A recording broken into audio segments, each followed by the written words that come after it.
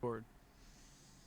Dude, reading my fucking hoodie right now, I'm reminded the other night I went to trivia and people come up they try and come up with like the most ridiculous team names.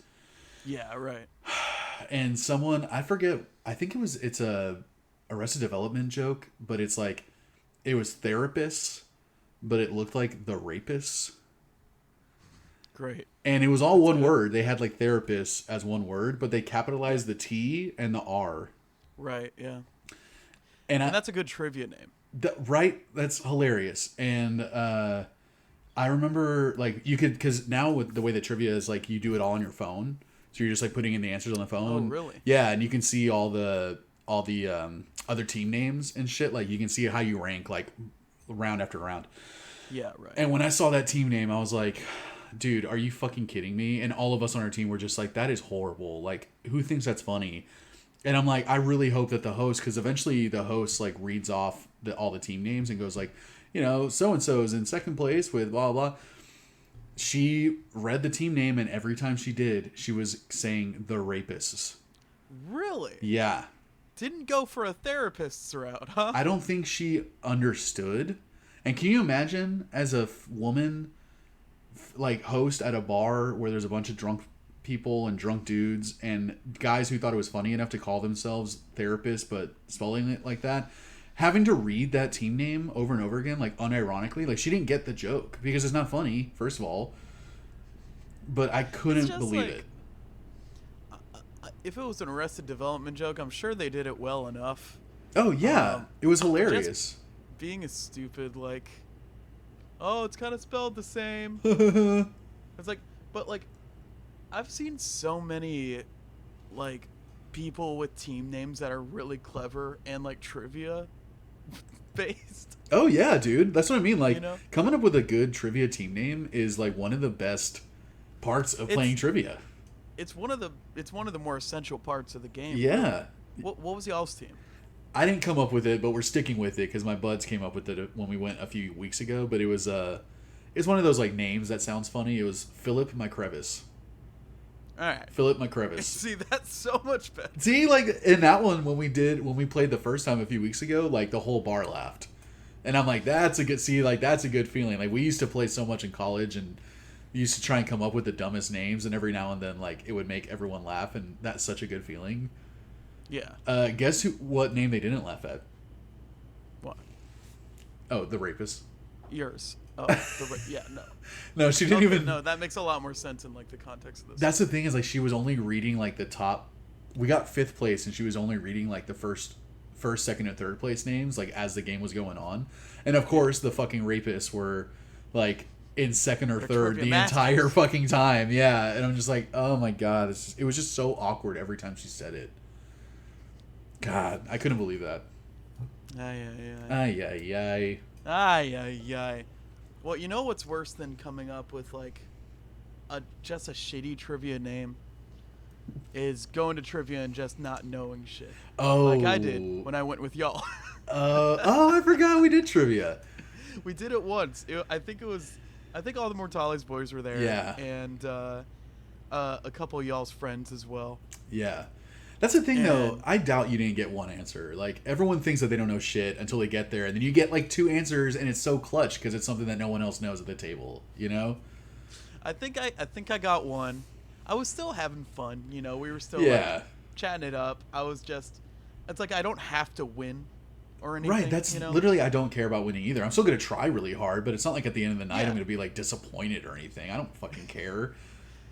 And like sometimes there's like you work together and you get a little thing. He's like, I heard this. I was like, oh, well, maybe I heard this. And it's like, it's just fun. Yeah, dude.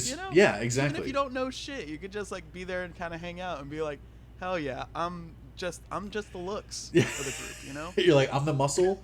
Lucas is the I'm wild card. muscle. They're all the brains. You're like- I'm the good. I'm the suave. Yeah, you're the looks. Luis was the useless chick. Yeah. Right. Yeah, that's the most fun is like when you guess and you get it right. Like that happened a lot the other night. Like that's how we got fifth place, is because it was like 5 of us and we guessed so many times and got it right.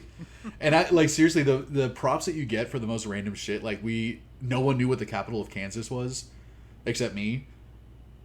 And they were just like, What dude, is it? Topeka. Okay. So like, I'll take your word for it. I'm 90% sure that it's Topeka, but they were just like the category was like the biggest major city. What's the closest state capital to this major city? So it was like Pittsburgh. Like, what's the closest state capital to Pittsburgh? And we guessed, I think it was like the capital of Connecticut or something. And then the one in Kansas was Kansas City. And they were all just like, but what's the capital of Kansas City or Kansas? And I'm just like, it's Topeka. And they were like, dude, and I got so many like fist bumps and high fives. I'm like, yeah, dude, that's what it's all about, baby. I'm like, literally the most useless knowledge. It's like all of a sudden like people just get psyched that you got it right. You know, that's like part of the fun. Dude, it is the most, it's not useless, but it is like the most inane, Oh, 100%. weird, niche stuff. Like I went to a trivia night with my family, and it was just questions like, well, like, what is Guatemala's #1 export?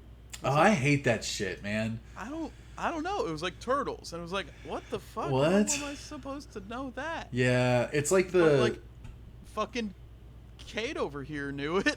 Right? It's like, what books are you reading? I don't get it. Dude, so much of the trivia questions I know is because I watch so much Jeopardy. You know, that's it. I used to watch a lot of Jeopardy because my roommate watched a lot of Jeopardy, and I didn't have anything to put on TV. And that's another thing too, is trying to convince people to go to trivia is the same as trying to convince them to watch Jeopardy with you. They're like, oh, I'm not going to know any of the answers. I'm like, who cares? Are you not interested in like just having fun and just playing a game and then also maybe learning something along the way? Like, there are so many friends that just refuse to go to trivia with us, man. And I'm like, get the fuck over yourselves. It's like, try it once, guys. Dude, I feel Try it stupid once, all day, you know? every day. Like, you're worried about feeling stupid for a couple hours? Like, come on. I feel dumb anytime I talk to anyone. Like, just go in. You're not gonna win.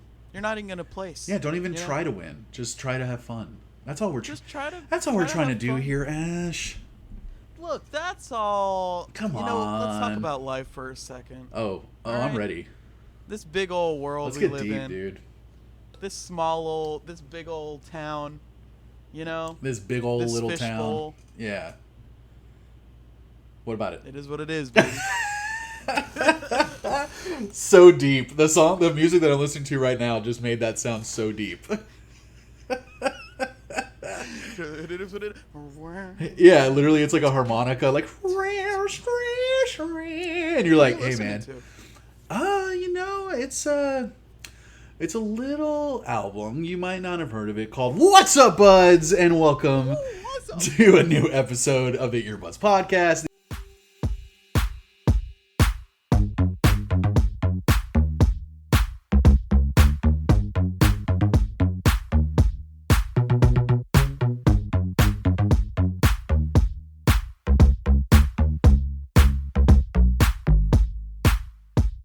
The podcast where two friends talk about one album for that many minutes. We are your hosts, Lucas, David Beck, Indrakovs, and Ash, Peter Heisman, Hanrahan. And today, Ash, we are talking about an album that was actually requested for us to talk about. And it's because my buddy, Peter Heisman, I think... me. That's you. Played bass on a few of these songs on this record, and his cousin is David Beck, the guy who the album is named after. The band. The guy. And And does he have anything to do with the music at all? he wrote and recorded and performed all of the music. All right. Well, that's Yeah. a great name for it then. Yeah, David Beck's album, I keep forgetting the name. Bloom and Fade. Bloom and Fade, thank you. Yeah, Peter reached out to me recently asking us to talk about this record on the podcast because he said that he's getting nothing but like great feedback, and he's like, I just want some unbiased, like, I just want you guys to be honest about what you think about it. And so, you know, that's full disclosure, like, Peter asked us to talk about this, and I was really excited to do that because it was literally right after we recorded the Joe Jess episode. Like 5 minutes later, he texted me. Wow. Yeah. Yeah. This is not going to be so timely. No, that's what I mean. This might come out in like 2023. I'm honestly gonna push this episode forward. This one and Mars Volta are gonna come out next. Oh shit. Because because I feel like the timeliness is there, and I feel bad because Peter asked us to do this like a month or two ago, and we're finally doing it. But yeah, man, this was a very different thing for David. I've known David since he was like literally 11. Like I think that's the first time I met him. He was like 9 or 10 or 11 or something, and saw. How old were you? I must be. Were you like the same age you are now? Yeah, I haven't aged in 20 years. So okay. I must have been 35 back in 2001. All right, and you just decided to stick with that age. I mean, I look my best. I've peaked. I've full on peaked. You look pretty damn good. Yeah, and the whole world feels it. Say. Yeah, thank you. Hey. I know. But yeah, I met him. I was super young, man. I must have been 12 or 13 when I met David. And and then throughout my life and his life, we've kind of like crossed paths. He's Peter's, first cousin. And a couple years ago, Peter and David got another band going called David Beck's Tejano Weekend, where they play like country music Tejano style, like cumbia Tejano style, and it's so fucking good. They pull it off so well. But David, throughout his whole life, I mean, his dad is the bassist for Robert Earl Keen. I don't know if you know that country band, really famous Texas country. I do not.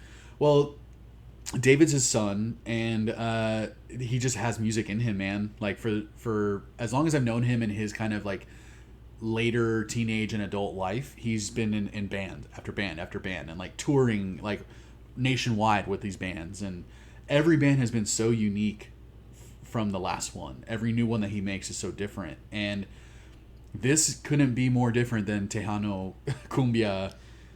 I mean, music, yeah, it is. I would say there's not a lick of Tejano on here. I would say it's mostly singer-songwriter country, and that's kind of the big basis of it, with some elements of other stuff sprinkled in. Yeah, for sure. Like let's talk about what this album is, man, because it's pretty unique, I feel like. I don't think that. You've heard a lot that sounds like this, cuz I don't listen to music like this, so I mean, to me I'm just like, okay, like he mixes a lot of stuff in this.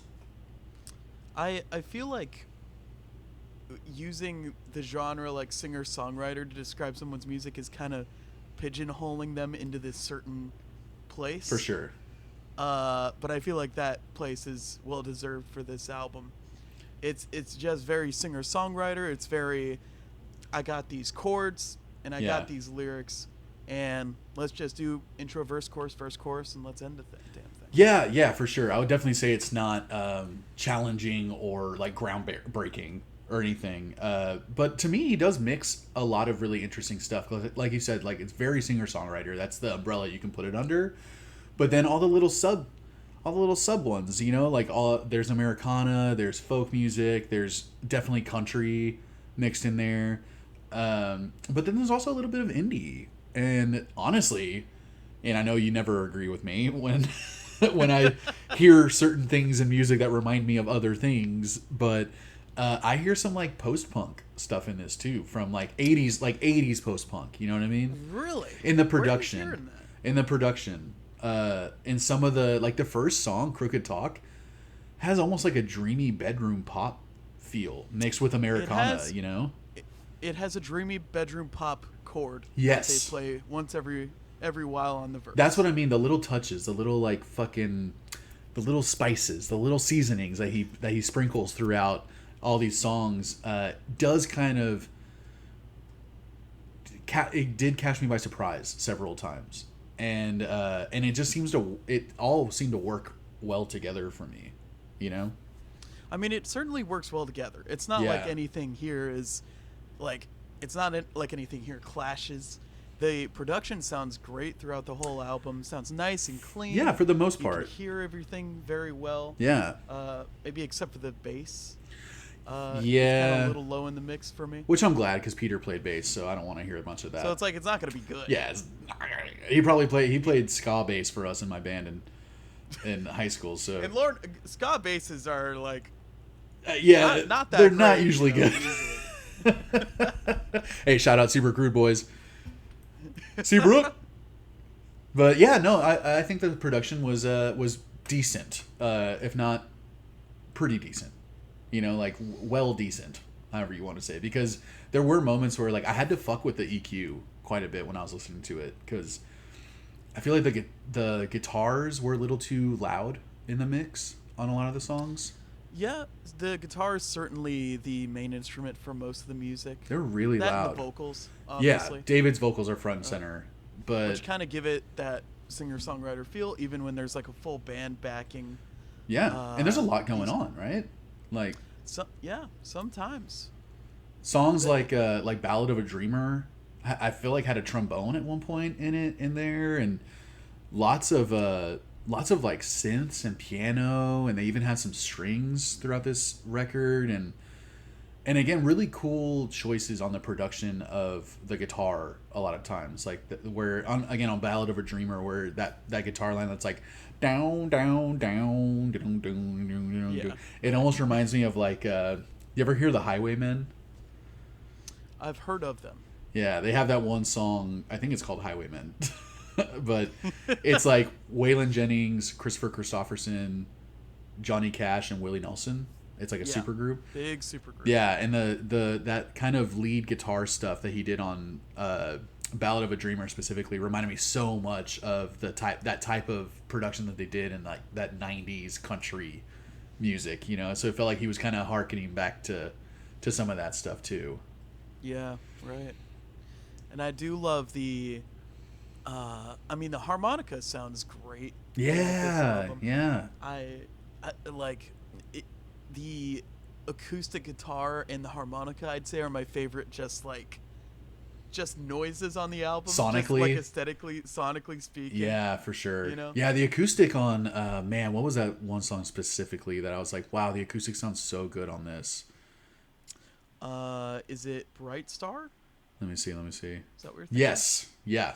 Yeah. Yeah, Bright Star even had like a lead guitar lick that sounded like Here Comes the Sun. A little Like bit. dun, dun, dun. Like they had that one Kind of like a little picky, high up. Yes, yeah. Yeah. And I'm like, that must be, to me, I'm assuming that's an homage to who plays that even? Who's that band? The Beatles? Is it the Beatles? It is the Beatles. Ah, okay. Yep. Have you heard of them? No. Their new album Revolver just came out. Oh, sick. Yeah. It's I mean, are they good? It's Are they alright. like heavy? yeah, they're like usually like it's kind of genty, Ooh.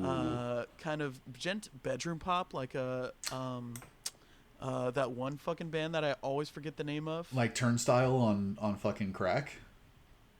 Well, it's like a Pink album, and it's like the 333. Fuck, god damn. Is it always- is it a gent band or is it a bedroom pop band? It's like a metal dream band, Metal Dream. where it's like the drums are aggressive the whole time, the guitars are real floody, and the vocals are screamy. Is it Suno? No, it's somewhere. Damn it. Whatever. My first thought was Animals as Leaders, but there's no vocals on that. Sunbather. I think that's a band. Fuck. I don't Whatever even it know. is, we'll put it right here, and then we'll get back to the conversation. Great, now I got to research Nothing this to when do I'm with editing it. But dude, I honestly think there was something very on the overall vibe of this record felt very blue collar working class type of vibe.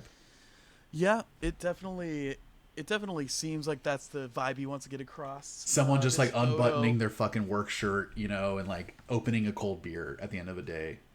It's a very vintage looking album cover. Yeah. He's just like in a hallway. He's got this little sunburnt orange acoustic guitar. I love it. It looks so 70s, man. It does. The colors specifically are like very 70s. Yeah, that kind of like turquoise, bluish green, really dark, rich color, and then that bright orange and his fucking totally 70s hippie dippy fonts that he used. Like, I thought the aesthetic of the album was great, and the photo just like fits so perfectly for this style of music, you know? Right, yeah. But I feel like because of that blue collary kind of working class feel, I feel like if these songs were played a little bit faster and with distorted guitars, and obviously like a different vocalist. So if you completely change this record, whoa. Damn. Someone got the fucking shit sports car. Someone step on a duck out there. Y'all. We have the loudest duck in the world over here. We just love to fucking beat it up. Y'all just beat up ducks in Seattle all the time now? That's usually what we're doing. That sounds like a hate crime. I like it. I don't hate it. I don't hate it at all. But I feel like if this was played on distorted guitars and a little faster, it would almost sound like, I don't know if you ever listened to Gaslight Anthem. Yeah, I've recently tried to get into Gaslight Anthem. I fucking love them. I kind of get what you're saying. Yeah. There were a couple moments, like near the beginning of the songs, where I was like, "Ooh, this could take an interesting, like, cool turn this way," and then it doesn't. It doesn't. Like, because it's not that album. Exactly. You know, it's not that kind of music. Exactly. Like, to me, a lot of the songs on this record sounded like, think of Tom Petty or Bruce Springsteen. Yeah. But they grew up in Texas and they smoke a lot of weed and they love Jesus. Yeah, but you know, like, it is a very. It's a very country attitude album. For sure. If nothing else, it has a lot of country elements in it. Very down home, you know. The feel of it, it's not honky tonk. It's not like it's not like dirt road country. And it's not cheesy. But it's not cheesy. There's no cheesy, you know? yeah. It's done very well, especially I guess he was raised in Houston, right? I think he was raised in Houston, if not central, I think more maybe hill country, Texas, because if he was raised in Houston, I would have seen him a lot more often growing up. You know, because we lived in Seabrook, and yeah, he wasn't around as often, so I assume he lived in central Texas somewhere. Yeah, well, that's the it's a fun little misconception about Texas, is that like any big city doesn't really have the country stuff going on. No. You know? No. Like Austin, obviously, but even like Dallas, San Antonio, Houston. None of those cities give a fuck about country music or anything. We're not really doing the country. No, if anything, Houston's way better known for rap than anything else. Shout out Paul Wall. Fucking. I think fucking Beyonce was. Oh, she's from Houston. Houston? Oh yeah. Hell yeah. Yeah, dude. Bun B, fucking Slim Thug. So many people from Houston. David Beck. David fucking Beck, maybe. I'm not sure because I don't know where he grew up. But yeah, this. Well, I'm saying he's got some good rap records out there too. I wouldn't be surprised if that's the next thing he does. It should.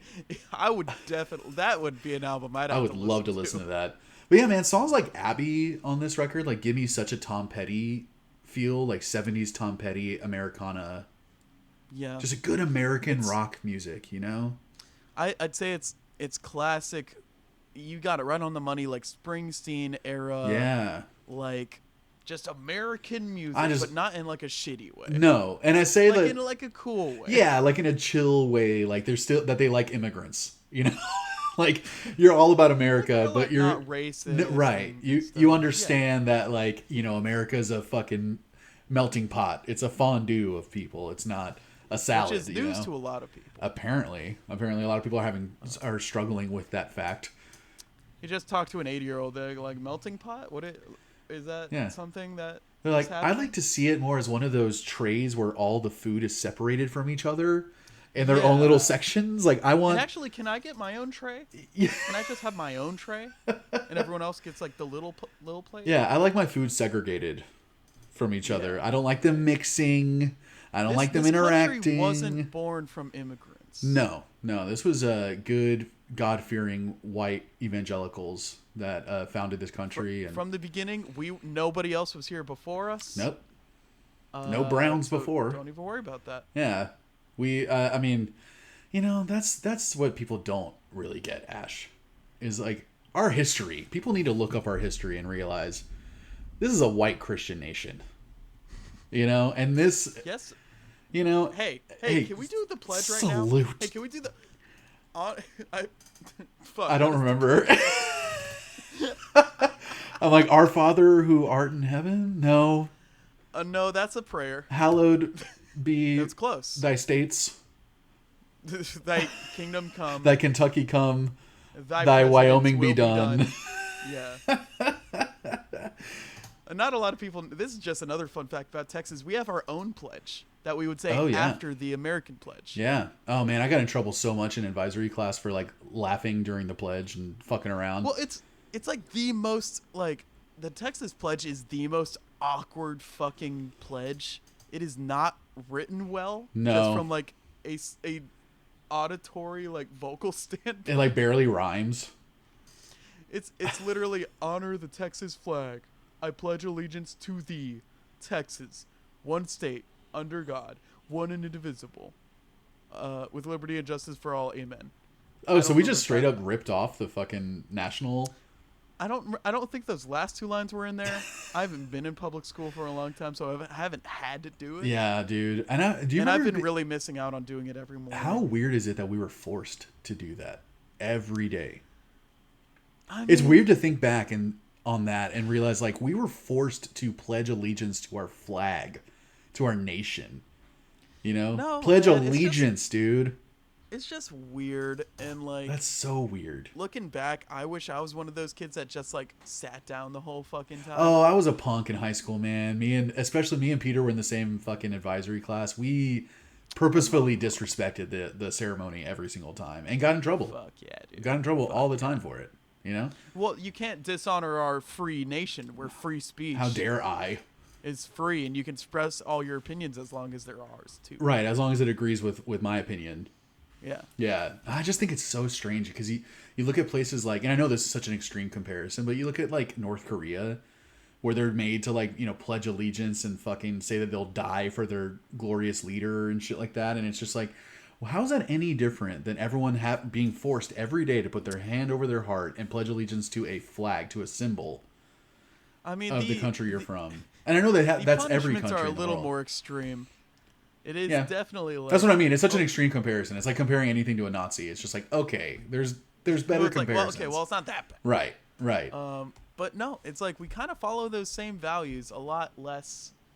You know, it's not as in public schools. It is kind of enforced if you're not doing it. No, you're yeah. gonna get in trouble for it. But it's not like 100%. you're gonna get killed or anything. No, but you can get sent to the office. You'll get fucking D-Hall. You know, like it's kind of crazy. It's weird to think about it. That's indoctrination in a sense. Ever since like middle school, I've wondered why we're so fucking patriotic. Like, Well, they're trying to towards this teach you nation from a and why, young like, age that like America's the best. American can do no wrong. right? You know, it's literally like that's indoctrination. And anytime you say anything negative, you get a lot of fucking flack for it. Oh yeah. You know, and I always thought that was weird. To me, like to criticize something that you love shows how much you love it because you want it to be better.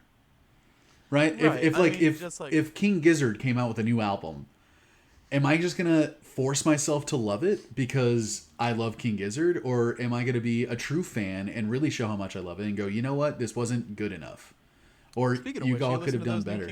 I have not, man. I'm saving it because I thought we were gonna do it on this show. We are. Okay.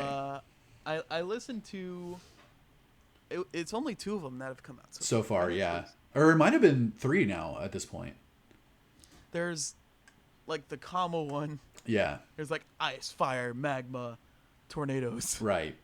And then there's changes. Right. And I think they do have another one coming out, if it's not already out. And there's like a denim jacket or something. Oh, okay.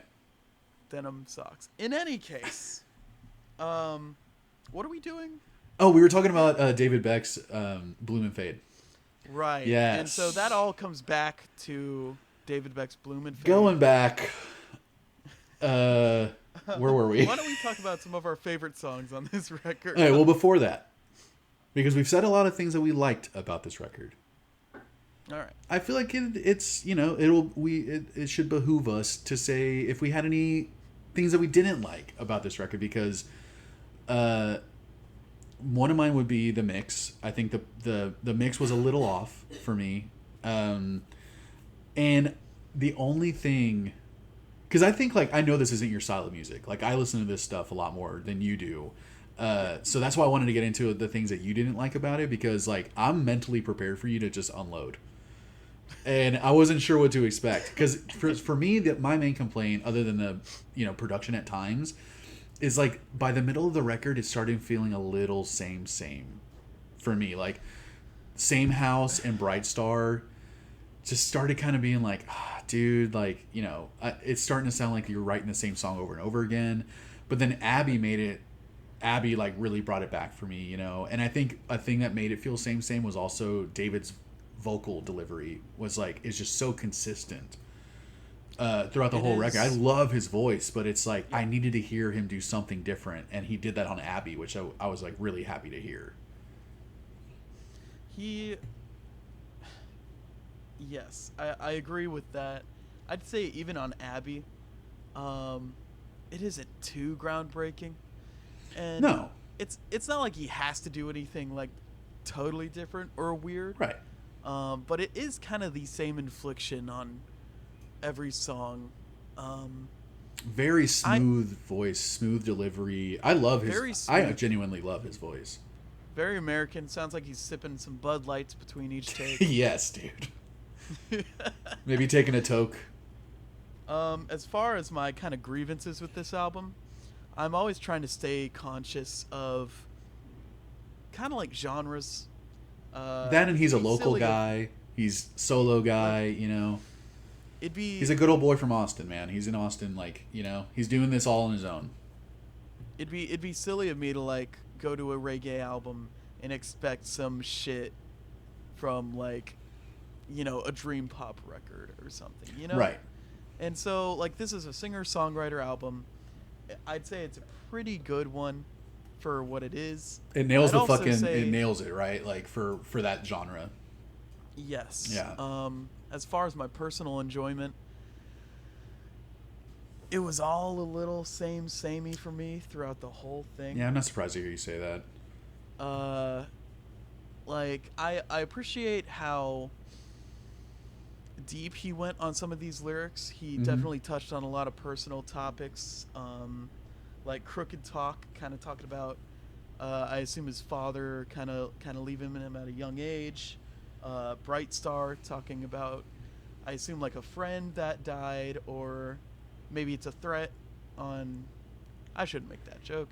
That's probably in bad taste. Oh, wow. I'm not even going to let you finish. See, I thought Crooked Talk... I also like the lyrics, but I was talking about this with Peter, being like, man, I really love his lyrics on Crooked Talk. To me, I thought he was talking about Republicans. Like, you know, who would have known you could be so bad? You know, like... It could very well be like a double thing. There was I think the first verse, he's talking about, you know, someone going out, kissing him on the head, saying, "I'm gonna be right back," right? Never coming back. I couldn't find any lyrics online for, like, I couldn't find a transcription of the lyrics anywhere. So it's always, you know, it's like very kind of what you listen to, what you prioritize, I guess. But I love that line though. Like, I didn't know you could be so bad and still get by. It's a very zhuzhy kind of thing. Yeah, for sure. Yeah, and then that like wah flanger, you know, yeah, man. Every time I listened to this record, I thought, like, man, Ash is gonna. Honestly, I thought you were just gonna get bored. I wouldn't say I didn't. Yeah, right. Here's the thing, is that the best compliments I can give to an album like this, I guess, would be that you did some innovative shit. That didn't really happen. That you weren't cheesy, that you were believable, and this music's very sincere, right? Yes. The music's very sincere. Yeah, it's very sincere. Yeah. And like that's one of the better compliments I can give it. I just don't have the patience for stuff like this usually. I know this isn't your style, man. It's not my style, but there were definitely some moments that caught my attention. I had to look back down on my phone, see what song I was listening to. Yeah. Well, let's get into it. Let's get into your before the choice nugs, before our two favorite songs. Do you have any honorable mentions? The songs that you liked that weren't your favorites. I have Crooked Talk is one of my honorables. Yeah, great opener. Great opener. I think Same House I liked at first, and then it got a bit annoying after a couple listens. Yeah, my only note for it was it's fine, not bad. Instead of good, not bad. At least it's not I was like, it's fine. bad. And yeah. It's not bad, it's not great, and it was one of the more quote-unquote rocking songs on the record, if you could call it that. Yeah. Yeah. I think I like the lyrics on Bright Star a lot. I liked how emotional it was, and those are that's about my honorables. Great guitar work on Bright Star. Yeah, Crooked Talk and Miner's song, Swimsuit and Red Tail were all my honorable mentions. I thought Swimsuit sounded like a fucking prom song, man. That was another one where he was kind of doing a little bit of a different inflection on it. Yeah. It sounded like he was going a little harder in the paint there. Yeah, and it's like, I swear that song is destined to be someone's wedding song for their first dance or something.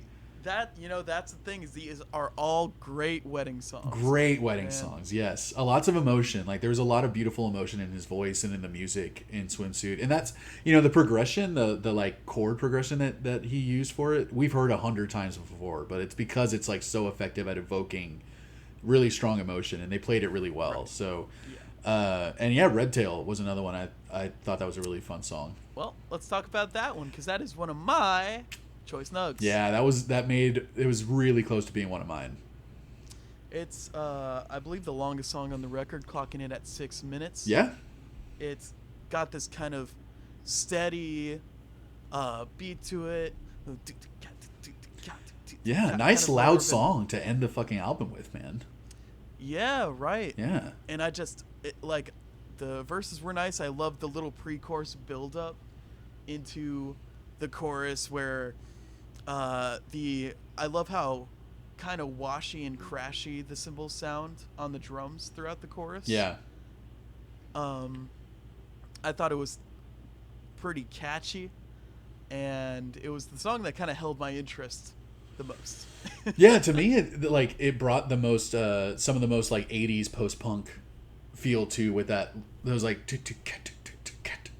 just like that driving drums. You're getting post-punk. I'm getting it, like, I'm talking like The Cure post-punk, like it's Friday, I'm in love, Sure. like that type of post. I'm not talking Idols. I thought you were like going like kind of Velvet Underground. No. I'm talking like new wave post-punk shit. Okay, yeah. That makes more sense. Kind of a new wave kind of thing. 100%, yeah. And it's one of the only songs on the record too that I wished like I could play live with them. It sounds like a really fun song to play. Sure, it sounds like you could bust out a couple jams on this one too. Yeah, it just sounds like one of those that just live, it would just be really... It could easily be a very big song. Like, this could easily be on the radio. It could easily be in a TV show. And I really liked the kind of like... what you could call it a guitar solo, but it was like this super late 80s, early 90s style guitar solo for this type of music that I just thought worked perfectly, and it was really well written.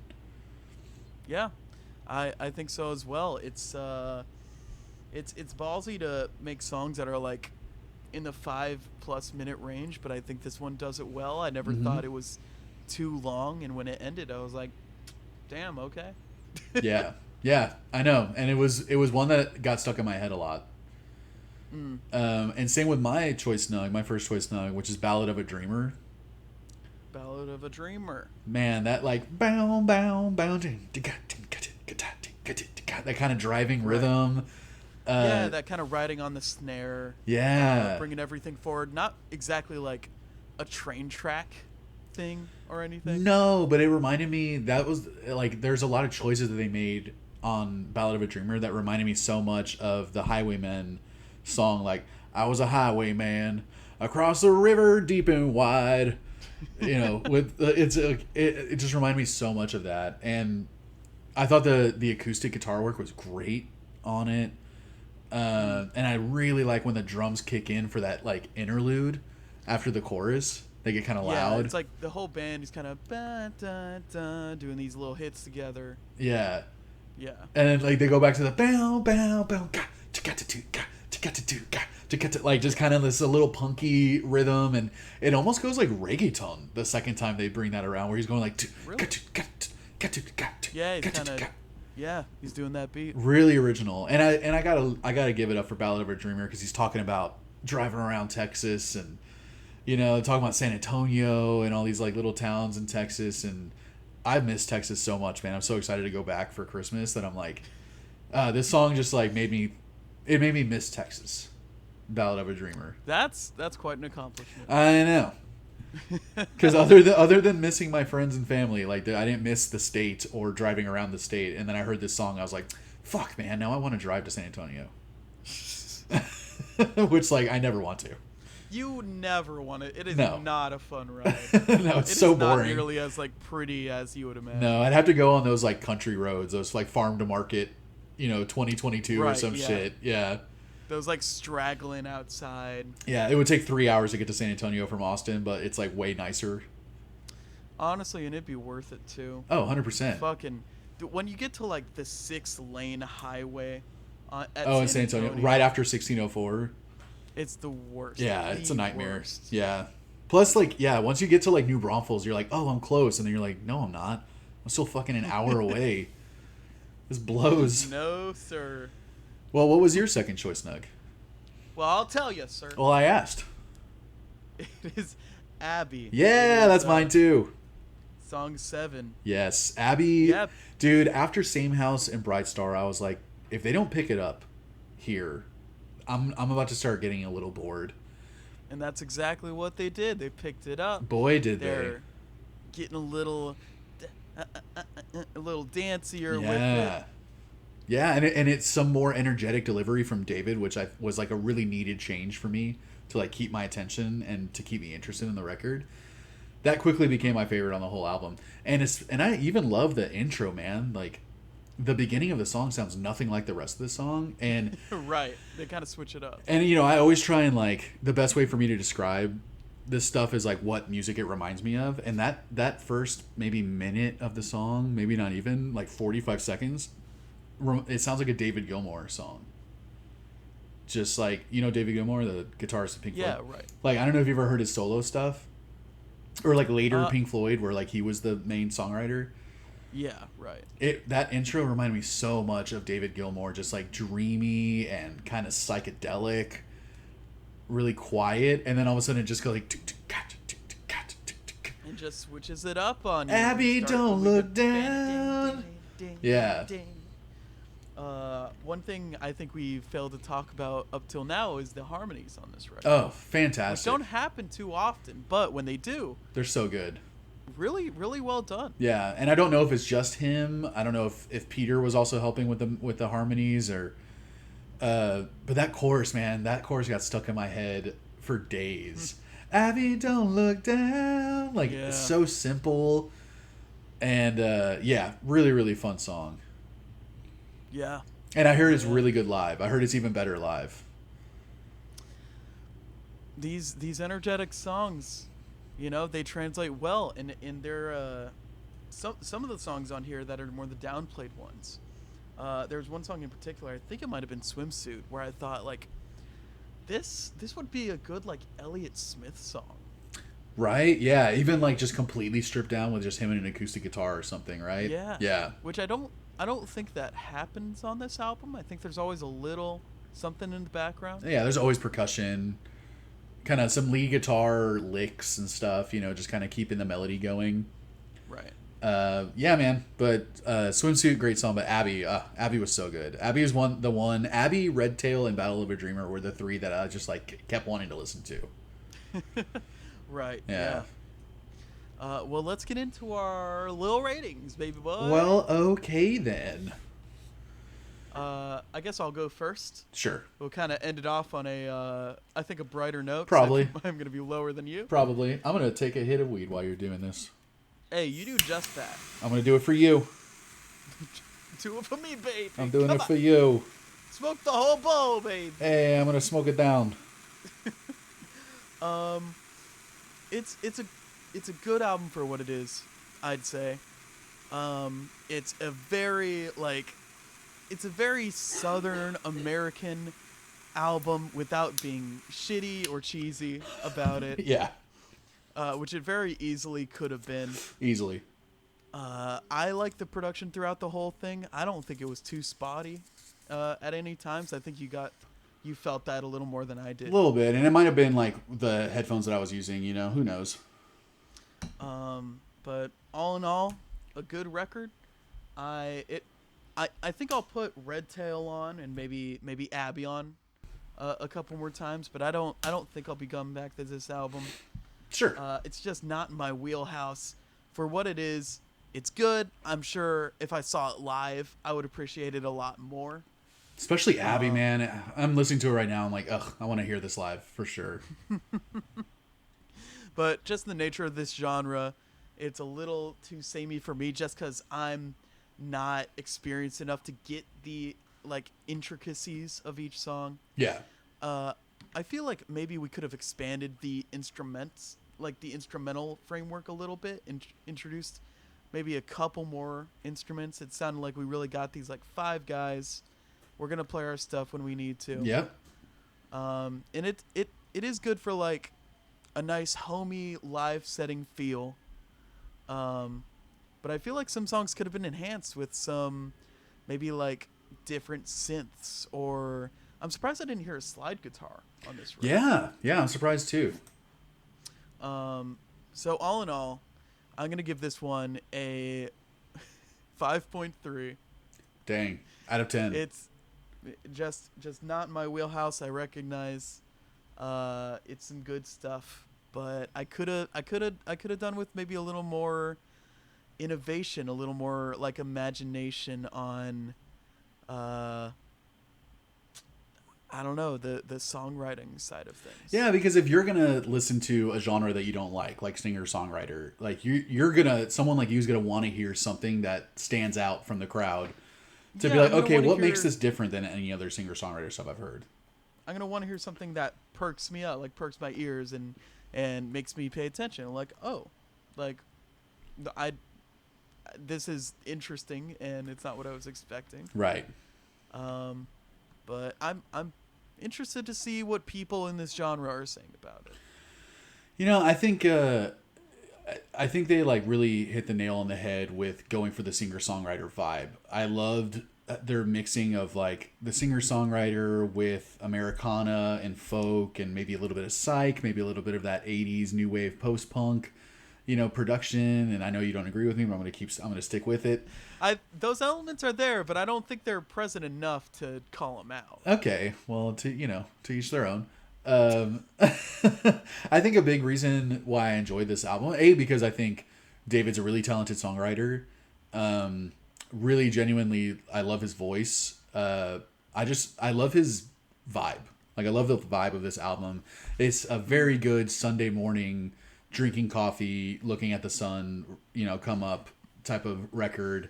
Or right. It's a great album to put on while you're driving, cross country somewhere. It has a feel to it. And it's perfect for the flat dirt prairies of Texas. Yeah, or just looking around in a desert setting, or even fucking driving around or hiking in a beautiful park or something. It just has that feeling. It has a very organic, down to earth feeling. And David's he just impresses me so much. Every band that he's been in has been so different from the last, and they've all been good, and they've all done something with the music too. So, I really like this album, and would love to see this live. And I think this is one that I am going to come back to several times, and I think it has its place in my catalog. You know what I mean? So I'm going to give it much higher than you gave it. And again, because this isn't usually what I listen to either, but I really liked it, man, for what it was. So I'm gonna give it like a solid 7.5. Okay. All right. Yeah. That's about where I was placing you. If Yeah. you're gonna get into the 8s, I was gonna contest you a little bit. Yeah, it would be disingenuous for me to put it in the 8s. Because honestly, just because of like not even a handful, just like a select few songs that I just like it's just not for me. Some flyovers. There was a few flyovers, yeah. I don't think what the fuck is it called? Same House. That got on my nerves a little bit. Yeah. But there's no bad songs on here. No, not at all. You know what I would like Tell me. hear? Tell me. I'd like to hear y'all's opinions. Ooh. I would like to hear what y'all think about this record. Am I not giving it its fair chance? Is it more interesting than I'm giving it credit for? How are you liking this thing? Is it kind of samey to you like it was to me? If you haven't listened to it yet, go listen to it, man. Go listen to it. Check it out. See if you agree with us, Local artists, go ahead and support local artists, man. Yes. If you are in the Texas area, look out for David Beck. Even look out for his other project, David Beck's Tejano Weekend. Like, both are really fun and would be great shows. Oh, yeah. But yeah, let us know. Give us, if you're listening to this, go watch our YouTube. We record every episode. We film it. The videos have a little bit more going on, a little more production, and doing a little bit of this. A little zazz, a little panache that you might not get. If you're just listening, you're not going to get that. No. But that's fine too, because it is, after all, a podcast. Yes. Give us a follow, subscribe, like. Go to our Instagram at EBPcast. Let us know what you thought of this record. Let us know what records you want us to listen to on this show, and we might fucking do it. We're all over the place. We're unpredictable. Who knows? We might throw you a bone. Who knows? You were saying earbuds bump. Yeah, you might get the earbuds bump. You were saying earlier you're the looks and I'm the wild card. I think we're both wild cards. Because you never know what the fuck. You don't know. Whatever the fuck we want. Bam Margera style. Ah, man. You don't remember that from this show? No, I remember it too well. I've rewatched a couple episodes. What will he do next? Whatever the fuck I want. He is a 12-year-old in all of those shows. Oh, yeah. It's cringy. We could talk about that later. We'll do a whole chit-chat about Bam Margera. Yeah, we'll do a Bam Margera themed chit-chat. Yeah. We'll just talk about, like, CKY or something. And him. Yeah. Yeah. I hate him. The band is what I'm saying.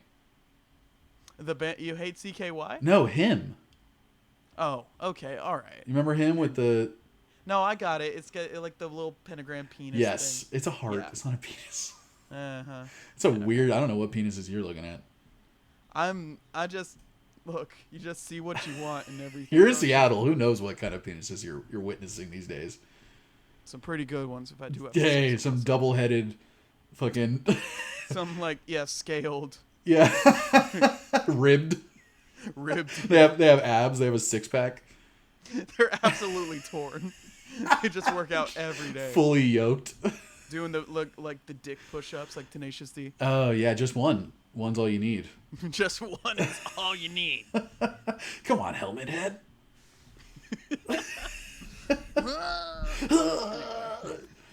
Thank you guys for listening. Thank you so much. We'll see you on the next episode. Do you know what we're doing for our next episode? It's been like a month since we've listened to a different album. That isn't the Mars Volta or this. I don't know what we're doing next. I think, honestly, in the mix, what's going to come up after this is we listen to Guitar Romantic by the Exploding Hearts. Right, this is a little out of order. We're doing Tarantino style, man. This is the shit that is the ending is going to come early, and then when we flesh everything out. What are we listening to next? That's going to come out in like 2 months. Ooh, that's probably going to be... You know what? That I already know. I'm going to do Bigwig. Really? I'm doing Bigwig. Bigwig, okay. We're going back to some punk music. That's a local punk band, right? Austin? No. They're from Jersey. And I think they broke up long ago. But we're going to listen to their album fucking an invitation to tragedy, man. I've been trying to get you to listen to this album for years, and I'm going to force you to do it for this podcast. And I might not listen to it now. Oh, you're going to. We'll see. You're going to listen to it, baby. All right. Well, thank y'all for listening. I'm going to go bye. Okay, bye. This was good. This was good. Bye. 9.2. 9.2?